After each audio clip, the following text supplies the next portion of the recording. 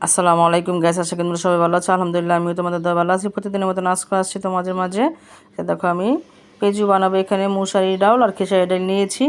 দেখো আমি কিন্তু বেটে নিয়েছি, পাটায় ডালগুলো বেটে হাফ চামচ দিয়েছি হলুদের পাখি, পরিমাণ মতন কাঁচামরিচ, পরিমাণ মতন পেঁয়াজ, পরিমাণ মতন লবণ দিয়ে দিচ্ছি। দিয়ে দিব ধনিয়া পাতা কুচি আর দিয়ে দেবো একটু খাওয়ার ছোটা। তোমার এটা সুন্দর করে হাতে আমি চটকিয়ে নিব। চটকিয়ে ভালো করে মেখে আমরা যেভাবে সাধারণত পেঁজু বানাই ওইভাবে পেঁজু বানায় আমি তোমার প্লেটে নিয়ে নিব। নিয়ে কুলতুম আমি ডিপ ফ্রিজে রেখে দিব। কারণ আল্লাহ 30 দিন মনে করো যে 30টা হোক বা 29টা হোক, এগুলো তো করা সম্ভব না। এই জন্য মনে করো যে ডিপ ফ্রিজে বানিয়ে আমি রেখে দিব। এই জন্য তোমাদের সাথে শেয়ার করতে আসলাম আর কি। এতে দেখো আমি কিন্তু ভালো করে মতে নিয়েছি। এখন মানে যেতটুকু পরিমাণ পেঁজু করতে হয় অতটুকু পরিমাণ করে করে আমি কিন্তু সুন্দর করে একদম প্লেটে নিব। 2টা প্লেটে নিব, একটা বড় একটা ছোটো প্লেটে নিব। যতটুকু মানে হবে অতটুকু আর কি আমি নিব। তো দেখো আমি একটু চেপে চেপে সুন্দর করে গোল করে চেপে চেপে কিন্তু পেঁজুগুলা বানিয়ে নিচ্ছি। এটা দেখো তোমাদের সাথে কিন্তু আমি শেয়ার করতেছি, তোমাদেরকে দেখিয়ে দিচ্ছি।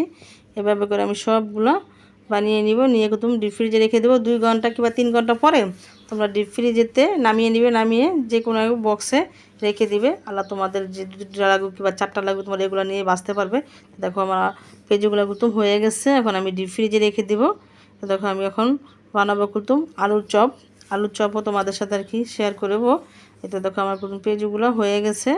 আমি এখন ডিপ ফ্রিজে কুতুম আবারও বলছি রেখে দেবো। তো আমি আলুগুলো সিদ্ধ করে নিয়েছি, পেঁয়াজ বেরেস্তা করে নিয়েছি। এখানে 8 থেকে 10টা কাঁচামরিচ দিয়ে শুকনো মরিচ দিয়েছি আর তোমার লবণ দিয়েছি। দিয়ে ভালো করে কুতুম এটা চটকিয়ে নিব।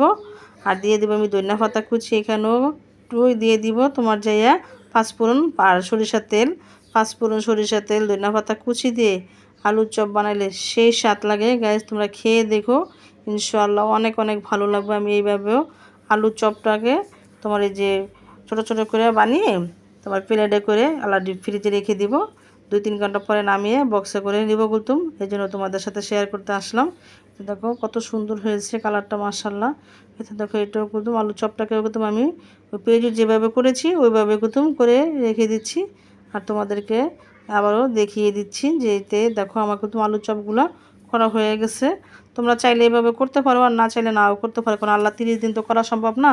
দেখা যায় আমরা অনেক আপুরে মরিচের কাজ করতে পারি না, যেমন আমি মরিচের কোনো কাজ করতে পারি না। রেগুলার মনে করো যে আলুর চপ পেঁজু বানানো সম্ভব না। ভালো লাগলে লাইক কমেন্ট শেয়ার করো। আল্লাহ হাফেজ।